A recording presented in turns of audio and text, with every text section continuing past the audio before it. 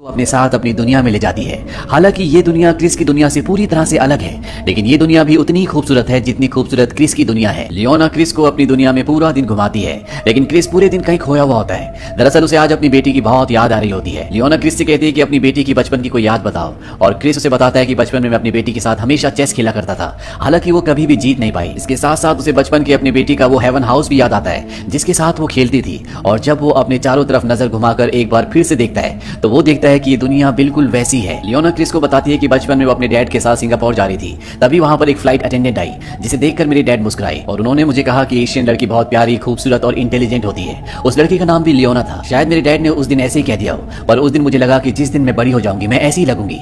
और अगले पल क्रिस को एहसास होता है कि लियोना असल में उसकी बेटी है, जो उस रूप में है जिस रूप में वो रहना चाहती थी। और उसकी ये वो दुनिया है जिसे बचपन में वो बहुत प्यार करती थी, जिस दुनिया में वो जाना चाहती थी। जिस तरह से क्रिस अपनी पेंटिंग की दुनिया में होता है, उस दुनिया में होता है जहां पर वो अपनी पूरी जिंदगी एनी के साथ बिताना चाहता था, उसी तरह से उसकी बेटी मरी अपनी दुनिया में होती है जो कि उसका स्वर्ग है। और अब उसे अपनी असली बेटी दिखना शुरू हो जाती है और वो उसे अपने गले से लगा लेता है। इसके बाद क्रिस वापस अपनी दुनिया में आ जाता है और उससे मिलने के लिए एल्बर्ट एक बार फिर से आता है। वो एल्बर्ट से पूछता है कि तुम कहां चले गए थे।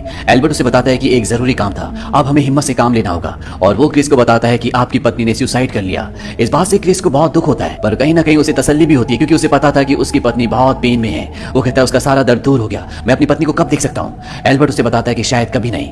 क्रिस कहता है इसका मतलब क्या है। एल्बर्ट कहता है कि आपकी पत्नी ने सुसाइड किया है और सुसाइड करने वाले किसी और दुनिया में जाते हैं। क्रिस समझ जाता है कि उसकी पत्नी एनी को स्वर्ग में नहीं बल्कि नर्क में जगह मिली है। इस बात से उसे बहुत दुख होता है। वो एल्बर्ट से कहता है कि तुम उसे किस बात की सजा दे रहे हो, असली दुनिया में धरती पर वो पहले बहुत दुख देख चुकी है। एल्बर्ट कहता है कि यहाँ पर कोई भी जज नहीं है, चीजें अपने आप ही अपने तरीके से काम करती हैं। क्रिस कहता है कि मैं इन तरीकों को नहीं मानता और मैं अपनी पत्नी को किसी भी कीमत पर वापस लेकर आऊंगा। एल्बर्ट कहता है कि उस दुनिया से आज तक कोई भी वापस नहीं आया क्योंकि सुसाइड करने वालों को कभी ये पता ही नहीं होता कि वो मर चुके हैं। वो एक ऐसे भंवर में फंस जाते हैं जहां पर वो अनंत काल तक फंसे रहते हैं। और क्रिस कहता है कि मैं हार नहीं मानूंगा, मैं अपनी पत्नी को वापस लेकर आऊंगा। और तुम्ही ने कहा था कि यहाँ पर कोई जज नहीं होता, यहाँ पर कोई रूल्स नहीं है। एल्बर्ट क्रिस की बात सुनकर कहता है कि तुम्हें एक मौका मिलना चाहिए, हमें एक गाइड ढूंढना होगा जो हमें उस दुनिया तक ले जा सके। और एल्बर्ट क्रिस को एक लाइब्रेरी में ले जाता है जहां पर उन्हें एक बूढ़ा आदमी मिलता है जो इन्हें यहाँ से अंधेरे की दुनिया में यानी कि नर्क की दुनिया में ले जाएगा।